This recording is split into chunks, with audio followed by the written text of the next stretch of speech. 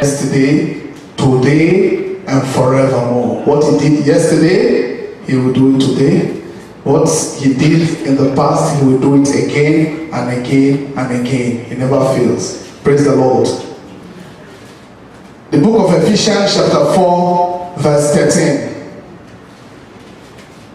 Praise the Lord.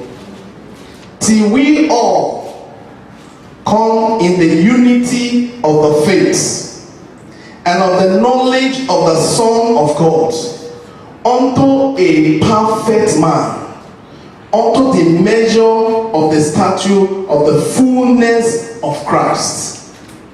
Praise the Lord. Father, we thank you for your word in Jesus' name. Today's message is titled, The Statue of a Perfect Man. The statue of a perfect man. If you read from that book of Ephesians chapter 4 verse 13, if you go back to 12, you find out that Christ was talking about his church. Our Lord Jesus Christ was talking about the church. Verse 12 says, for the perfecting, Christ gave the church the fivefold ministry. The pastor, the teacher, the evangelist, the prophet, and the apostle. For the equipping of the saints. And verse 12 says, for the perfection, for the perfecting of the saints, for the work of the ministry, for the edifying of the body of Christ. So those ministers, their duty is to bring the body of Christ to perfection. To bring the children, the bride of Christ, to perfection. Praise the Lord. It said, till we all come in the unity of our faith. The unity of our faith. The Paul admonishes us and told us that the faith that was once given unto us, that we should struggle to keep that faith. We should do our best to keep that faith that was once given unto us, till we come to the unity of our faith. So our faith is supposed to increase.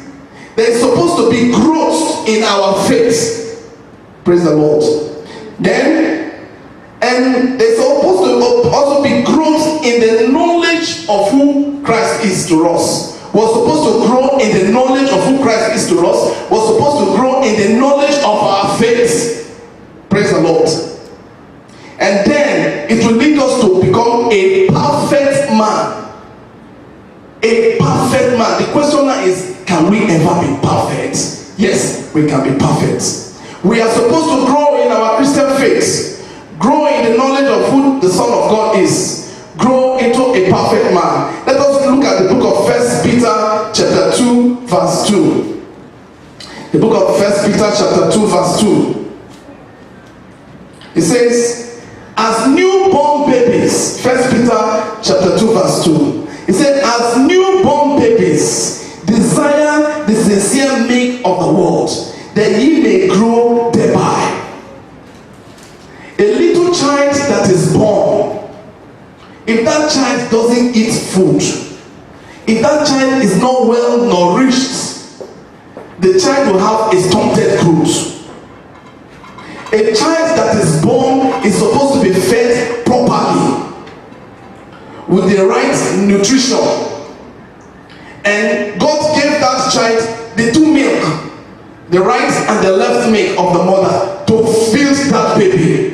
In the same vein, God has given us the Old Testament and the New Testament for us to grow thereby. Praise the Lord.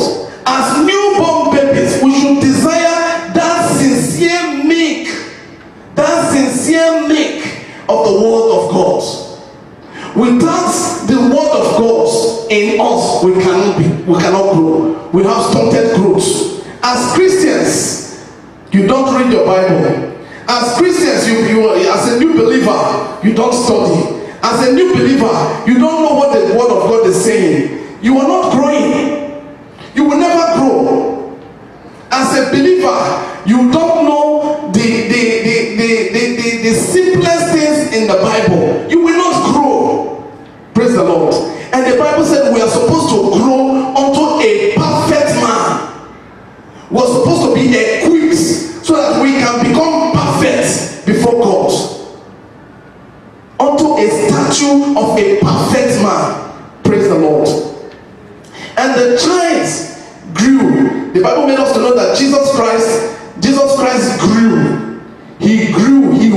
stronger. He was stronger. He grew with wisdom. He grew with knowledge also. He grew in wisdom. He grew in knowledge. Praise the Lord. He grew in wisdom. He grew in knowledge. We are supposed to grow in our spiritual life. We are supposed to grow come into maturity in Christianity. We are not supposed to continue to be fed with milk. It gets to an extent now you begin to eat strong bone. A child that is born and the child as a baby will be fed milk, but later on that baby still continue to ask for milk. The mother will almost want to ask the child, what is wrong with you? After a child is 4 years, is he asking for milk? Something is wrong with that child. Was supposed to grow above milk. Praise the Lord. Into perfection. Christ grew. The book of Luke 2:40 says that, and the Lord Jesus Christ grew and was strong in spirit, filled with wisdom, and the grace of God was upon him. Praise the Lord. And Luke 2:52 says, and Jesus increased in wisdom and stature, and in favor with God and man. If our Lord Jesus Christ grew in stature, there is need for every one of us also to grow in stature. Praise the Lord. We have to grow to maturity. Our spiritual life has to increase. The things that you did before as new Christians, you should improve from that level. As a new believer, you pray 15 minutes. And after 4 years, you are still praying 15 minutes. There is something wrong with your Christianity. As a believer, you are still going back to your vomits. There is something wrong with your Christianity. As a believer, somebody will have to tell you, oh, you have to do this thing as a Christian. There is something wrong with your Christianity. You are not growing. You have stunted growth. Today, we are to be encouraged so that we will grow into maturity. Until we grow into maturity, we cannot get to that stature of a perfect man. Until we grow into maturity, we cannot partake in that divine nature of our Lord Jesus Christ. There is a divine nature that we should partake in. For the Bible made us to know that the earth, everything on earth, they are waiting for the manifestation of the sons of God. The sons of God, everybody, even the earth, they are waiting for us to see those Christians, because we're supposed to be conformed to the image of Christ. We're supposed to be like Christ on this earth. We're supposed to be representing Christ on this earth. But when you look around, you hardly see the Christians. You say, where are the Christians? Where is Christ? Even inside of them, even among them. Praise the Lord. By the way they live, by the things they do, you will see that they are stunted in their growth. There is need for spiritual growth. Praise the Lord. The book of Colossians chapter 1 verse 26 to 29 admonishes us concerning spiritual growth. It said, even the mystery which had been hid from ages and from generation, but now is made manifest to his saints, to whom God would make known what is the riches of the glory of this mystery among the Gentiles, which is Christ in you, the hope of glory, whom we preach, warning every man and teaching every man in all wisdom, that we may present every man perfect in Christ. Perfect in Christ. Our teachings should make us to become perfect. The ministers, every minister has a duty to teach the children of God, feed them with the shepherds, the sheep's food. There's a sheep food. Every sheep has its own food, not dead meat, but food that will make the children to grow spiritually. Food that will make us to increase in knowledge of who Christ is. Food that will make us to know God the more. To become confident as Christians. Not running from pillar to post. To know who we are in Christ. we are already redeemed. That Christ has given us the power to know the abilities and everything that God has given unto us as Christians. Praise the Lord. Perfection in Christ. Matthew chapter 5 verse 48 says, be ye perfect as he is perfect. Be ye therefore perfect, even as your Father which is in heaven is perfect. Meaning, without perfection, you can see God. Without us growing into perfection, we can't see God. What is that perfection? The perfection is not you being sinless. No. The perfection means maturity. Without Christian maturity, without Christian spiritual maturity, you can't see God. Because God is perfect. God is matured. Praise the Lord. You are a believer, you are still eating milk. You have to grow. You have to grow into perfection. Perfection in this context means maturity, spiritual or Christian maturity. As a Christian, you grow into maturity where you do not need to be told what to do. As an adult, if you're going out, your mother will have confidence that you can take care of yourself. But a little child that says, oh, I'm going out and dresses up and I want to go out, the mother will draw that child back because that child doesn't know what he's doing. He can't have control of himself. We have to grow spiritually to the extent that we can have control of ourselves, of our emotions. Praise the Lord. That we have to grow into that maturity. That now we can now say, yes, that indeed is a Christian. Somebody can look at you and say, yes, indeed, that is a Christian. Paul in the book of Acts 19, he saw some people the way they were behaving. Acts 19 chapter 1 verse 5. He saw the way they were behaving and he said, and excuse me, since you people believe, have you received the Holy Ghost? There was something he saw among those people. Maybe they were speaking in tongues, but within them they were wearing trousers and with big earrings and lashes and everything, smoking and drinking. And they claim they are Christians. He looked at them and said, you people claim to be Christians, but since you believe, have you received the Holy Ghost? Have you really received the Holy Ghost? Do you really claim to be a Christian? Are you really a Christian? Or you are just a make-believe? Are you just putting on the dress and say, I'm a Christian with a big Bible, and everybody look at you and say, oh, he goes to church every day. Oh, every day he's in the church, so he's a Christian. And after that you go and you're worse than an unbeliever. Paul saw them and said, since you believe, have you received the Holy Ghost? Because if you have the Holy Ghost is the Spirit of God living inside of you. It is the spirit of circumcision.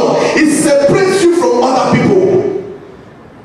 It makes you another man. He looked at them. He said, since you believe, have you received that Holy Ghost? They said, no. We know nothing about the Holy Ghost. They were just very truthful. They said, we are only baptized by John the Baptist. And Paul said, okay. He said, okay, John the Baptist baptized you unto him that is going to come, which is Jesus Christ. And Paul went, rebaptized them, blessed them, and they received the Holy Ghost. What is that Holy Ghost? The spirit of conversion that turns a sinner to a righteous man. Make you to be separated from other people. That when somebody looks at you, he sees Christ living inside of you. Do we resemble Christ? Have we grown to that maturity that people can say, indeed, he is a Christian? Or somebody will look at you and say, he looks like a Christian. He looks like one. I'm not sure if he's really a Christian. Then the person will now test you and say, oh, do you smoke? I used to smoke before. Okay, let me just smoke a little bit. Or the girl will now say, okay, let's go to club now. I went to club 2 years ago. But anyways, let's go. Then you go to club. While in the club now, you will even dance more than the unbeliever. And you say you are a Christian. Praise the Lord. You need to grow.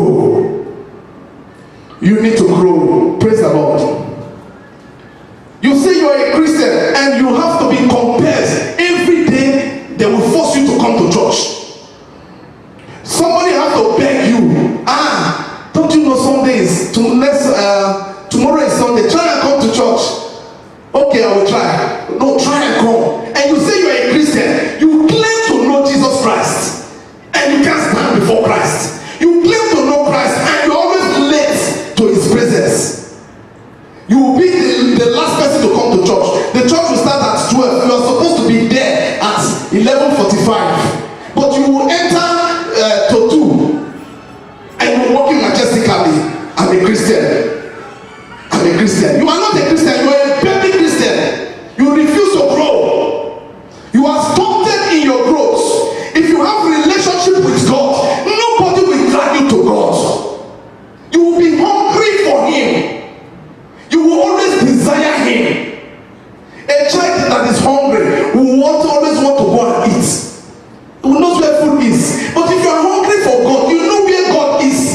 Whenever they say, oh, Sunday is coming, there will be this joy inside of you. Oh, I want to meet my maker. I'm not coming to God to say, give me, give me, give me, give me. I'm coming to God to worship him. I'm coming to God to worship him. Who do you think you are? Put your hand, take a bowl of water. Put your hand in that bowl of water and remove your hand. You will not feel anything inside of it. That is how the world is. It's nothing to God. God can take a stone to worship him. It is only a privilege that you have the knowledge of who he is. And if you don't know him more, you will be consumed. Praise the Lord. Spiritual maturity is needed. That you will grow from that level of gossiping, that level of backbiting, that level of going back to your vomit, that level, God help me. God help me. Then the next thing you are going back to it again. Lord Jesus Christ, have mercy on me. Have mercy on me, and God will forgive you. The next minute you are going back to it again. Praise the Lord. You need to grow. Grow out of it. Why resurrect the old man? The old man is dead. Don't bring back your sinful nature. Excuse me. Your sinful nature is already dead. Look unto perfection. Look unto Christ. Because for what Christ has perfected everything that concerns us. He died on the cross of Calvary. He paid the ultimate price for us. He accomplished it on the cross and said, it is finished. Praise the Lord. Spiritual maturity. A young child, while growing up as a baby, can be tolerated. But if that child is grown up and is still wee-weeing on the bed, the mother will say, something is wrong with this my child. This my child has refused to grow up. You are still wee-weeing at the age of 10, at the age of 15. Something is wrong. That is the estate of most of we Christians. Well, I'm a Christian with big Bible, but you don't know Christ. Praise the Lord. Many Christians are like that. They have known Christ for a long time, but their attitude portrays that they don't really have Christ in them. Praise the Lord. They have no knowledge of who Christ is. They have no relationship with their Maker. They have no close ties with him. Praise the Lord. Spiritual maturity causes us to grow. It will cause us to grow from our estate to another level of perfection. We are supposed to grow. A child will now say, oh, as a student, if you're growing up, you know that from KG1, you're going to 2, from 2 to 3, 3 to 4, 4 to 5, 5 to 6, and then you're already dreaming of university. What are you dreaming of as a child of God? What are your focus? What are your plans? Praise the Lord. You are supposed to grow. You are not supposed to be like the way you are. And every day you have to be brought to church. You have to be forced to church. You have to be forced to partake in church activities. Somebody have to bend you towards God, your own Maker, your own God that you are calling upon every day. Do you know that your life is not for you? Your life does not belong to you. It is just by mercy of God that you are not consumed. Don't look at it as a privilege. You have a privilege to be alive. No.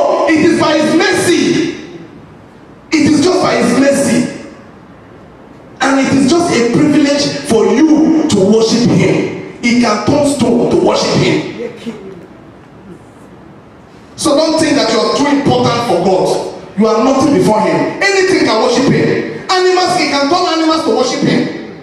Praise the Lord. Spiritual maturity.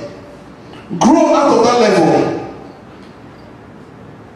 Spiritual maturity, people come to church. They come to church months, every 5 years they have been going to church, but they don't know what the pastor has been preaching about. They can't go home and revise. They don't know nothing about what the pastor. If they come to church, the way they come in, that is the way they go back. While they are sitting, they are thinking of, oh, how am I going to do this? How am I going to do that? They don't go with pen. They don't go with paper.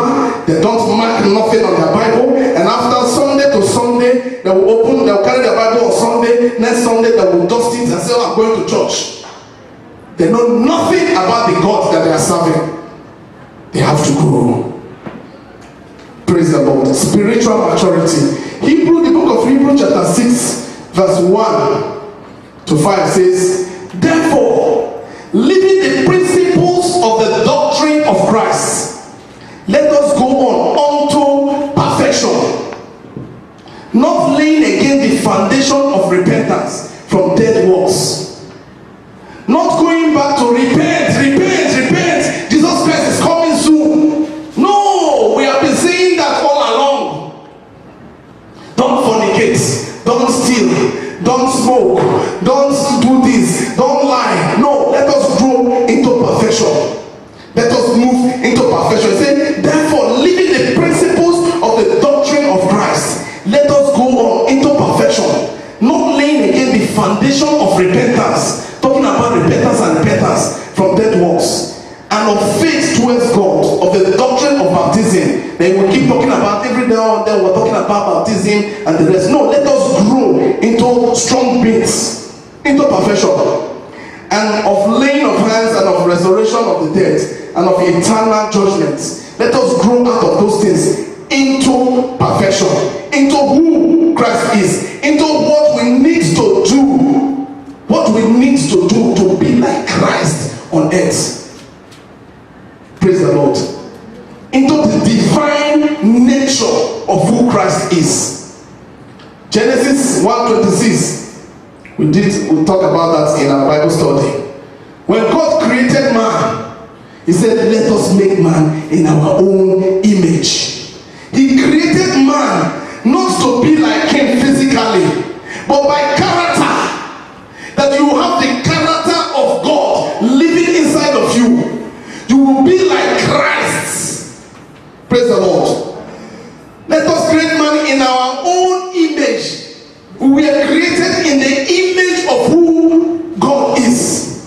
Praise the Lord. And the book of Romans 8:29 says, for whom he foreknow, he did predestinate to be conformed to the image of our Lord Jesus Christ, who is the firstborn among all brethren. So we are supposed to be like that, our senior brother, Jesus Christ. We are supposed to be conformed like Christ. We are supposed to be made like Christ.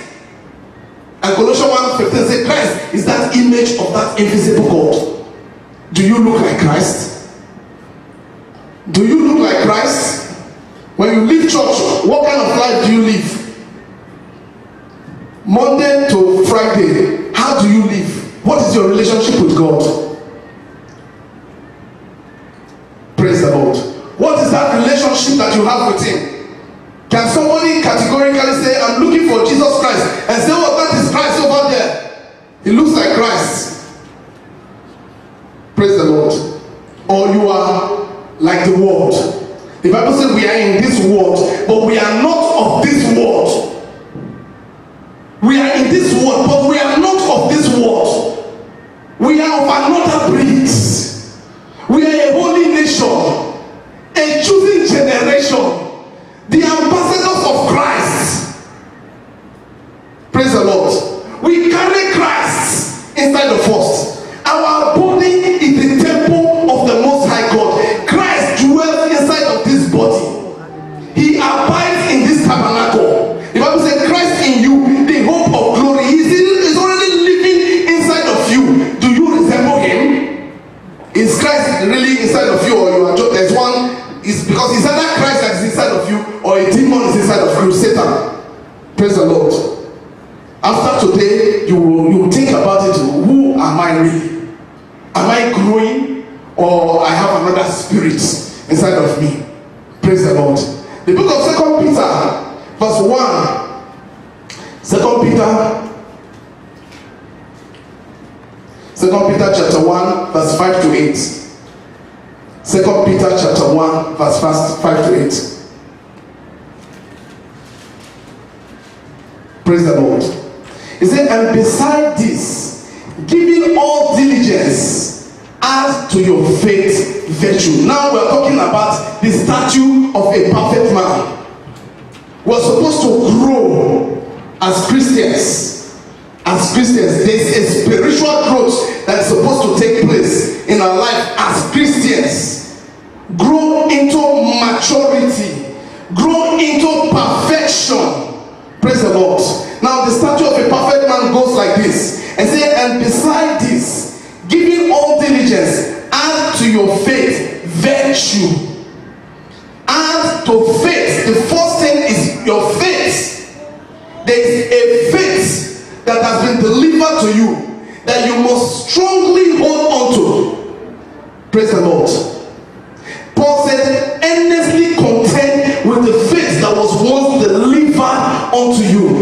That faith has to grow. I will explain everything step by step, the faith and every other thing. Now, faith, after faith, virtue. And he said, add to virtue knowledge. Add to knowledge temperance. Add to temperance patience. And to patience, godliness. And to godliness, brotherly kindness. And to brotherly kindness, charity. For if these things be in you and abound, they make you that you shall neither be barren nor unfruitful in the knowledge of our Lord Jesus Christ. If you have all these qualities living inside of you, you can never be barren. It will lead you to perfection. It will lead you to be like Christ. You will be like Christ. Now you cannot partake in that divine nature of who Christ is. You have to grow in faith, from faith to virtue. Praise the Lord. You have to grow. There has to be spiritual growth. Let us take time to analyze each of these steps: faith, virtue, knowledge, temperance, patience, godliness, brotherly love. When you get to brotherly love, then you are going to the next step, which is love, which is utmost, which is the Holy Ghost. Love that supersedes every other thing. Then you have gained perfection. Then you can say, I am matured. I'm a matured Christian.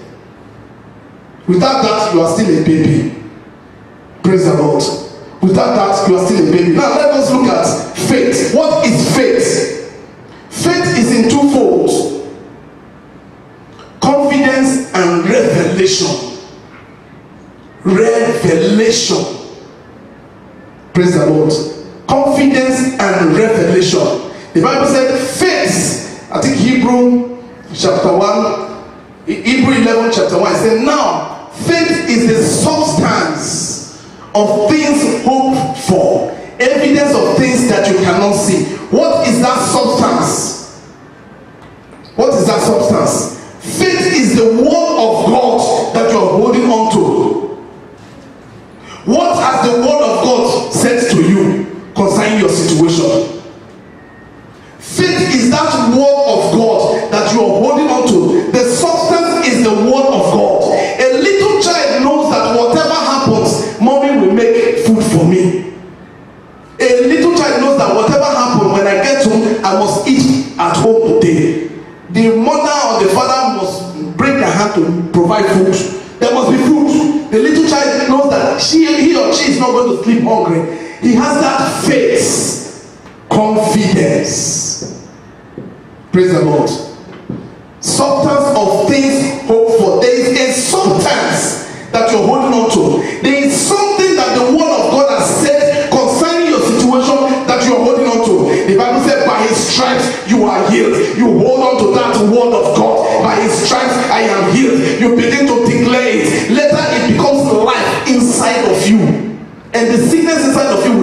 to run away. Praise the Lord. I am blessed. I am unstoppable. Or it's not for you to begin to declare negative words. No. Faith does not declare negative words. Faith is assurance. Assurance that God that promised is able to accomplish. God said, God, what he has said, he will do. That is faith. That is confidence. Praise the Lord. Now, Hebrew 11 verse 6 says, but without faith, it is impossible to please God. Without revelation, it is impossible to please God. What revelation? There is something you need to know about God that will give you confidence that my God is who he said he is.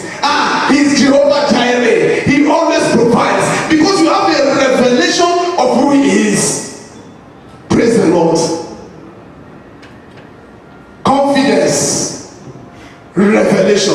And the Bible made us to know that in the book of Hebrew 11:4, it says, by faith, Abel's sacrifice was accepted unto the Lord. There was something Abel knew that Cain did not know. By revelation, Abel's sacrifice was accepted unto the Lord. Two brothers that then something happened and they said, okay, let us go and make sacrifice unto the Lord. Their parents must have told them there is something that we did that angered God, that brought death. Death is separation. They were separated from God. So by revelation, Abel knew the extent of that sin that they committed. He knew that it has to do with blood. And he went and brought an animal. But Cain did not know what happened. He did not have that revelation of the sin that they committed. So Abel's sacrifice was accepted because by faith he knew, by revelation he knew that something transpired long time ago. And what transpired has to do with blood and not just ordinary sin. And Cain went and brought his own sacrifice. God rejected his own sacrifice, but accepted his brother's sacrifice. Praise the Lord. Because the brother had a revelation of what happened. Praise the Lord. In future, maybe most of you are just hearing it for the first time. We'll talk more about it. Praise the Lord. Now 2 Corinthians 5:7 says, for we walk by faith and not by sight. As Christians, our faith level has to increase. Mind you, the book of 1 Corinthians 12 tells us that faith is one of the parts of the gift of the Spirit. In the gift of the Spirit, called wisdom, knowledge, faith, and healing. Faith is one of the gifts of the Holy Spirit. When you have that faith in you, it is the Spirit, the gift of God in you that causes you to do something supernatural. You have the faith to go into the hospital and you see somebody that is dying. It is not just that you want to pray. It is the faith of God inside of you that says, oh, the Bible told me that as a believer I can raise the dead. The Spirit of God inside of you will be quickening. Because you have that faith already in you. You have that revelation of what the word said. You have that confidence of what the word of God said. That it is spiritual. Then you lay hands on the person and the person will recover. Whereas your neighbor that both of you, he has known Christ for 100 years. He does not believe what the Bible says, that as a believer, you lay hands on the sick, they will recover. He does not have faith in that word of God. So for you to grow in your Christian level, for us to grow in our spiritual level, there has to be faith. Our faith has to increase. Our faith in the word of God has to be increased. Has to increase. Praise the Lord. Our faith in the word of God has to increase. It has to triple the level it is now. Not fear. 365 times in the Bible said, fear not. Fear not. Little folks, stop being afraid. The greatest weapon that Satan uses against the children of God is fear. Fear, deception. Fear, you come like, Satan has come again. Instead of you to stand with the word of God and declare the word of God. Praise the Lord. Faith, substance of things hoped for, evidence of things you cannot see. You know who you are. The Bible said you are victorious. The Bible said you are seated in heavenly places in Christ Jesus, above principalities and powers. The Bible said, God, you are the apple of God's eyes. You are special to God. Until you know who you are, He cannot work for you. Praise the Lord. As Christians, let us grow. Let us grow. Let us grow. Let our faith increase today in the name of our Lord Jesus Christ. Now, from faith, we're not talking about virtue. Virtue. What is virtue? Virtue is strength. Virtue is power. Virtue denotes purity. Purity. Then sometimes they say a woman should keep her virtue, her purity. Praise the Lord. Her purity, her cleanliness. She should keep her virtue, her pride. Praise the Lord. But virtue in this context has to do with power, has to do with strength. Virtue. Let us have virtue. Luke, the book of Luke chapter 8 verse 46 says, and Jesus said, somebody has touched me, for I perceived that virtue is gone out of me. Jesus said, the book of Luke chapter 8 verse 46, Jesus said, somebody has touched me, for I perceived, for I believe that strength has just left me. Praise the Lord. Do you have that strength that can leave you? There has to be this spiritual strength inside of you. This spiritual strength inside of you. Christ had this spiritual strength in him, that when he was touched, he knew that somebody just touched me. Somebody just took something from me. Somebody just took the blessing inside of me. What kind of blessing are we carrying inside of us? Are we packed with the fire of God, or we are packed with lukewarmness? Are we packed with faith, or we are packed with fear? That when a Christian comes to you, he will be more scared than you say, is that brother really a Christian? You're supposed to encourage him, but when he goes to you, you will discourage him. Are you sure God can do it? Are you really sure God says so? The guy will go home and start praying, God have mercy on me. Do you have virtue that you can release? Do you have virtue? Some people, when they are walking on the street, we have to grow. We all, when I'm talking, I'm not talking to you, I'm talking to myself. Let us grow into maturity. That when you're walking on the street, even the virtue inside of you, it will be going out and people will be falling. Let us grow to maturity. Virtue left Christ. Strength, power left him. And he brought deliverance to somebody. Now from virtue we grow into knowledge. Knowledge is important for every Christian. Jesus first was asking the disciples, who do men say I am? Who do you say, who are they saying that I am? Some say, oh, you are John the Baptist. Some say, oh, you are Elijah. Some say, oh, you are this, you are that. He said, but who do you say I am? Who do you say I am? And Peter was inspired by God. He said, you are Christ, the Son of God. He said, flesh and blood did not tell you who I am. Bible school did not tell you who I am. It is not somebody that taught you who I am. He said, but my Father who is in heaven told you who I am. He said, upon this revelation, upon the rock of who you say I am, he said, I will build my church. He said, and the gates of hell shall not prevail. There is a knowledge that you have. You will not be afraid of Satan. There is a knowledge of who you are in Christ. You are not bothered anymore. Praise the Lord.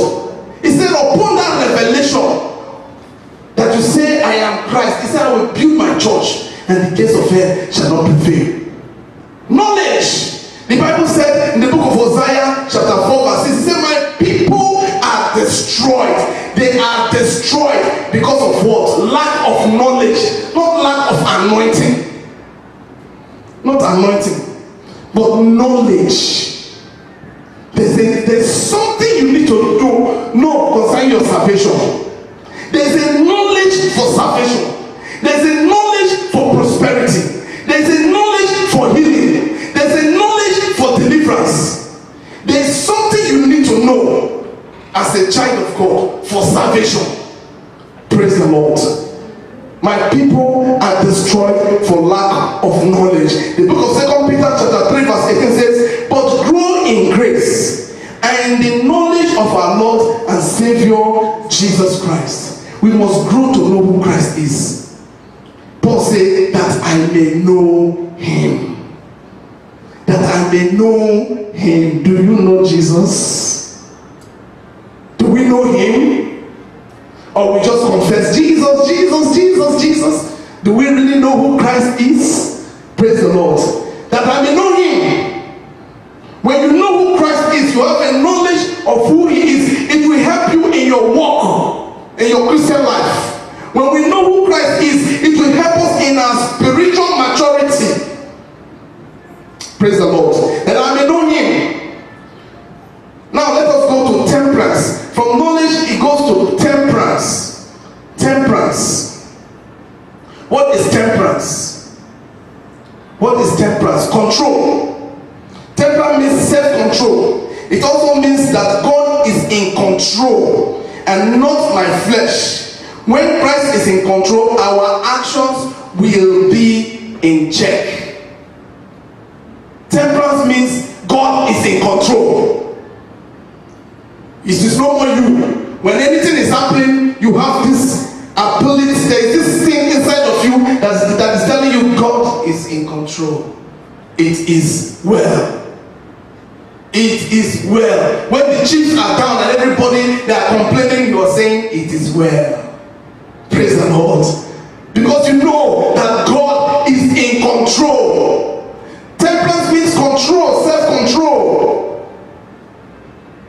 It is no more your flesh controlling you. Ability to control your emotions, ability to control your anger, ability to control your temper, ability to control your mouth, ability to control your patrons. Praise the Lord. Galatians chapter 5 verse 23 says, meekness, temperance, against such there is no law. Praise the Lord. Let our temperance increase. Praise the Lord. Be wise as a serpent. The Bible said, be wise as a serpent and be calm as a dove. Ability to control, bring everything to control. You know, you are calm. We're talking about spiritual maturity. You can't say you are a Christian and when somebody, before somebody say anything, you are already putting your jacket. I will deal with you here and tell you who I am. And you say you are a Christian. Hey, come on, you need to grow. Or you are a Christian before your husband comes back from work, you have already fought the whole neighbors. Mama Cecilia said this or said that or said this or said that and said this and said that. You are not a Christian. Or when you are at work, there's something will always miss wherever you pass. Wherever you go through somewhere, something will just go into your pocket. And then, I'm a Christian. You need to be delivered. Praise the Lord. Temperance. Let us grow. Let us grow out of our sinful nature. Let us grow into maturity. Praise the Lord. Spiritual maturity. Temperance is important. It means to be able to master your own desire and passions. Temperance is an internal restraint opposed to external restraint. Something inside of you will hold you down. When you want to flare up, when you want to fight, something inside of you will just tell you, relax. You know, you be calm. Something inside of you always calms you down. You know, something inside of you always restrains you from doing something that will become dangerous to you, something that you will regret you. It is not your own power anymore. It is God in you that is able to restrain in you. Praise the Lord. From doing harm to yourself. From temperance now we go to patience. What is patience? The book of James tells us about patience. James chapter 1 verse 3 to 4. James chapter 1 verse 3 to 4. It says, knowing this, that the trying of your faith worketh patience. Let patience have perfect work, that ye may be perfect and entire, wanting nothing. Knowing this, that the trying of your faith worketh patience. You must be tested. Are you a Christian? Immediately you desire, you say, I am a Christian. You are now opposed against the world. You must be tested. Your faith must be tested. At your working place, your faith must be tested. Among your peers, they will test you. Oh, he's a Christian, he goes to church. People say, oh, he really goes to church? They say, yeah, he goes to church. So how is church?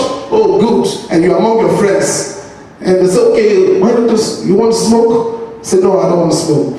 Then you walk for a while and say, hey brother, let me just have pass me that cigarette. Hey brother, you are not a Christian. Stop deceiving yourself. You are not converted. You just go to church. You are deceiving yourself. You are a Christian and somebody will invite you to a party and say, okay, I'm coming. No, I'm not coming. Then after you sleep in your house for a while, and you get bored, and that evil spirit inside of you will not say, go, and you just jump up and go to, you just find yourself in the club, you'll be dancing away, and you'll be enjoying the music. Hey, you are not a Christian yet. Christians are separated people. When that spirit is in you, mind you, a Christian is somebody that has Christ living inside of him. It's not somebody that goes to church every day with big Bible. No, they are make-believers, they are believers, they are unbelievers. Unbelievers don't even believe. Make-believers are those ones that go to church, and after church they go home and fornicate. They don't know Christ. Praise the Lord. They are unbelievers. They are just going to church for nothing. Deceiving themselves. They go to church, after church they go home, they do the worst. They are worse than unbelievers. They don't have fear of God in them. Praise the Lord. They don't know Christ. Mind you, sin is unbelief. Sin is unbelief. They don't believe in Christ. That is why they commit sin. If they believe in Christ, they will not commit sin. Because those that believe in Christ, they do not live in sin. The desire for sin is death. Because they are not born of corruptible seed, but of incorruptible seed. So they do not sin. Praise the Lord. I will soon round up. So now we're talking about patience. Patience is the ability to know, to go through trials. When you're going through trials, God is taking you through a journey. When you're going through trial, there is this confidence in you that God will see you through. The Bible made us to know in the book of Hebrew chapter 6 verse 15, it said, and so after he had patiently endured, he obtained the promise. Abraham was a friend of God, and God promised Abraham, I'm going to give you a child. Abraham, even when he was above 100 years, God was still promising. The Bible said he did not waver in faith. He did not shake. He was not bothered. Praise the Lord. It's Hebrews chapter 6 verse 15 says, and so after he had patiently endured, he obtained the promise. He patiently waited for that promise. It was his wife that made him to commit that sin that he did. And the Bible made us to know that after Abraham slept with that woman, they had a baby. The Bible said, and Sarah regretted. What is God promising you?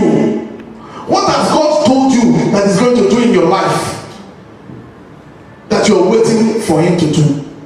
Wait upon him. For those that wait upon the Lord, their strength shall be renewed. God will renew their strength. Praise the Lord. Wait upon the Lord. Don't be discouraged. Patience is important. Patience is in the face of trial is a true test of spiritual maturity. Patience in the face of trial is a true test of spiritual maturity. Not when something happens and you are, oh my God, you will cry and you will shout and you say, even God said, I will not even pray again. I've prayed. God does not answer me. In short, I said, don't tell me about Christianity. Don't tell me about God. Don't tell me, leave God aside. You are angry with God. Praise the Lord. Grow into maturity. Patience in the face of trial is a true test of spiritual maturity. He said, but let patience have her perfect work. There is a work that patience is doing inside of you. There is a place that God is taking you to, and that He needs you to learn patience to get to that destination.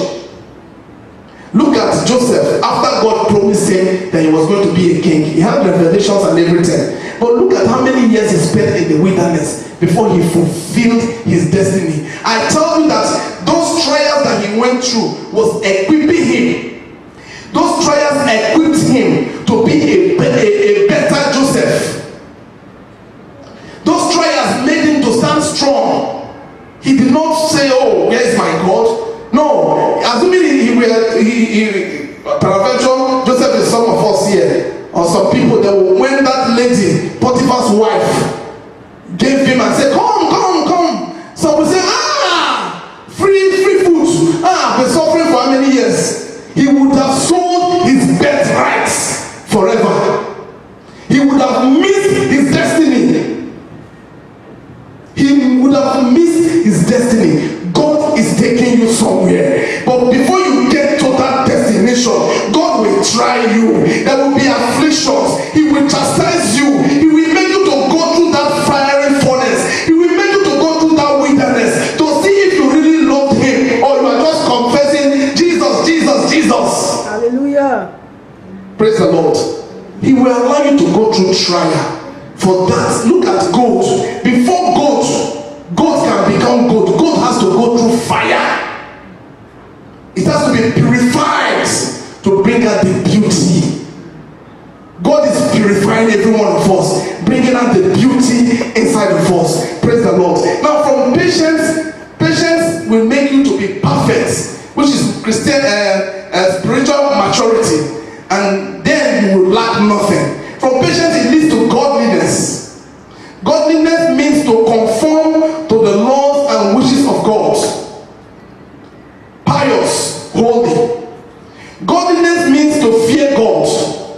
Godliness means to love God. Godliness means to desire God. Do you love God?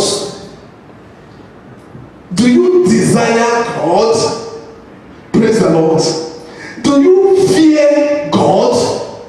Without godliness, you can't see God. Without godliness, without fear, the Bible says the fear of God is the beginning of wisdom.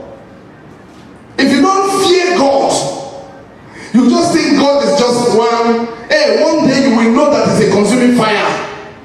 That God that people say Jesus with their dirty mouths that they use in smoking and committing sin. Jesus, one day that their mouth, they will know that it's a consuming fire. Praise the Lord. God is a consuming fire. Fear God. Do you love God? Godliness means the love of God, the desire for God. We sometimes concentrate on Christian character. We look mostly on Christian character. Oh, how will we do this? How will we do that? How will we do this? But we forget our relationship with God. I want to perfect this. I want to perfect that. God wants your relationship. First, your relationship. Your relationship is important to Him. Praise the Lord. We only try to please Him without developing our relationship with Him. Let us develop our relationship with God. The book of Genesis chapter 5 verse 21 to 24 tells us that Enoch walked with God. Enoch walked with God. Enoch pleased God. And because he walked with God, he pleased God. God, he did not die. God took him. He walked with God. He had a relationship with God.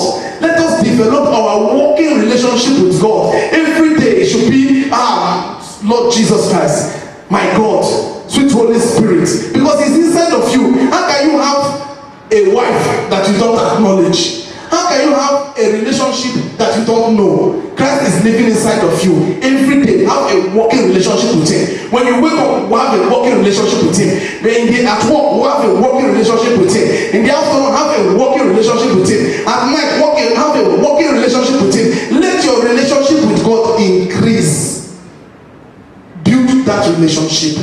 Godliness has to do with fear of God, the love of God, the desire for God. And 2 Timothy 3:12 says, ye and all that will live godly in Christ shall suffer persecution. As many that say, I am a Christian, there is persecution that is waiting for you.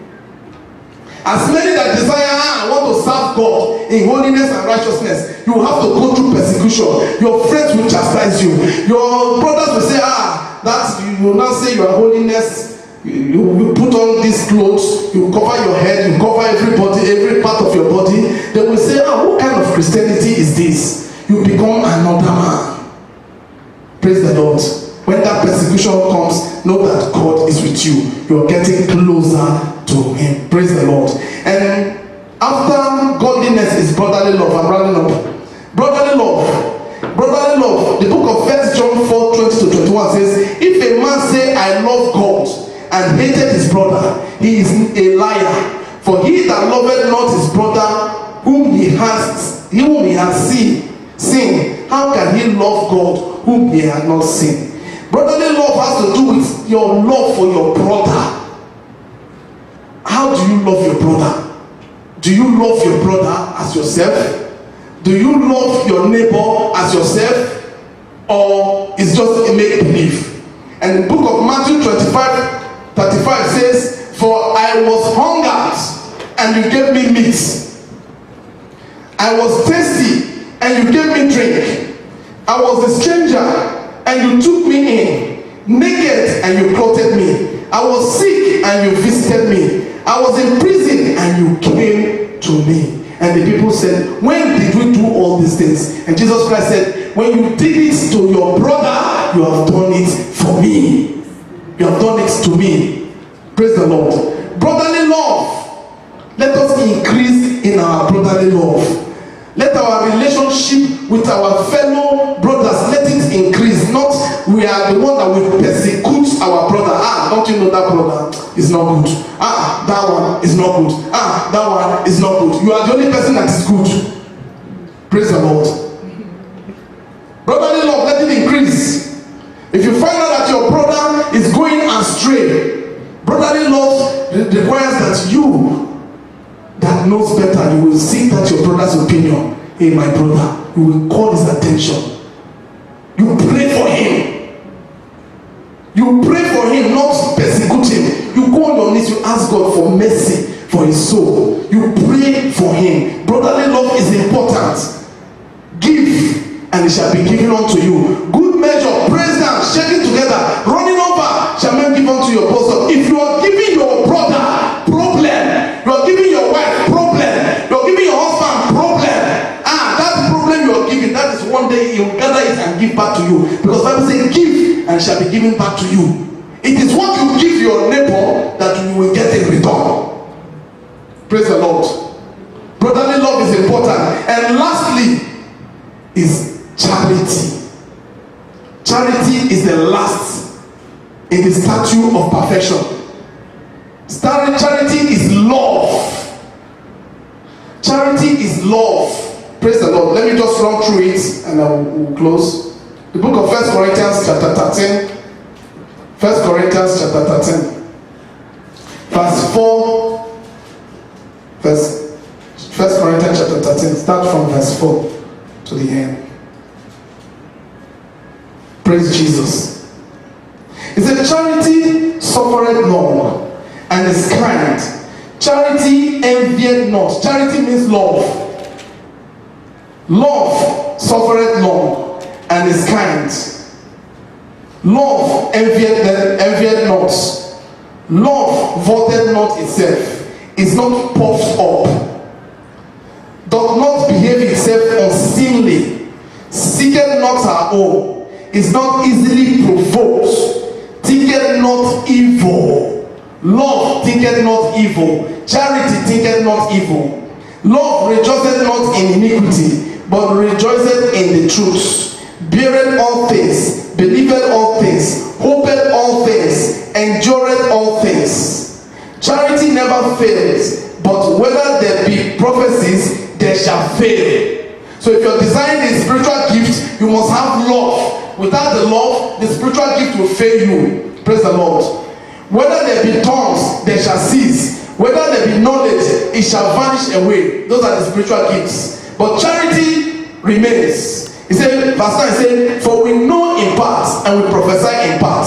But when that which is perfect is come, then that which is in part shall be done away. When I was a child, I spoke as a child. I understood as a child. I thought as a child. But when I became a man, I put away childish thoughts. When we became believers, we were drinking milk.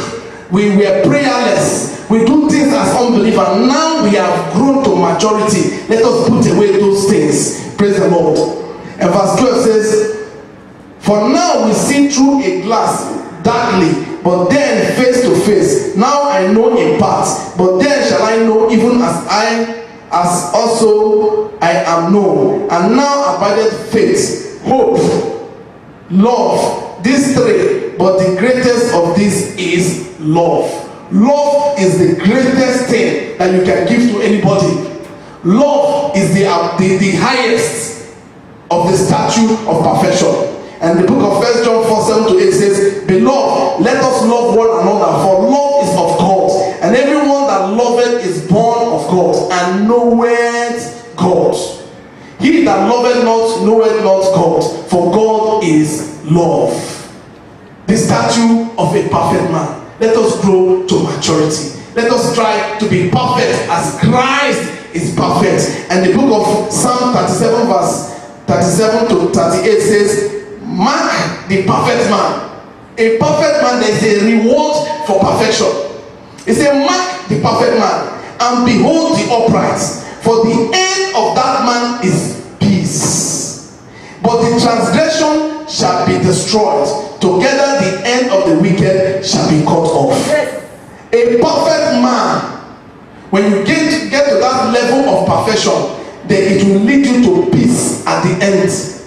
It will lead you to become matured in your spiritual life. Spiritual maturity. Let us grow from faith to virtue, to knowledge, to patience, to temperance, to godliness. Praise the Lord. To love. Bow down your head and talk to God. Father, we thank you in the name of our Lord Jesus Christ for your word. We bless your name in Jesus' name. Help us in our spiritual life. Help us to grow. Help us so that we will not continue to be babies. Babies. Help us to grow from where we are now to another level. In the name of our Lord Jesus Christ. We thank you, Father, for your word. As we have heard your word today, may it be a blessing unto us. This we ask in Jesus' name we pray. Amen.